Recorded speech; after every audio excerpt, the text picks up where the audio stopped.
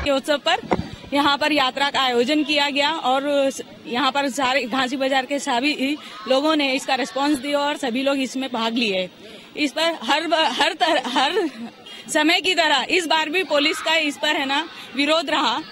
Police cooperation करने की बजाय हमेशा यहाँ पर रिस्ट्रिक्शन लगाती है और हिंदुओं को दबाती है। जब सेक्युलर कंट्री है और कॉन्स्टिट्यूशन सभी को समान अधिकार देता है तो फिर एक को एक के साथ एक नीति क्यों की जा रही है।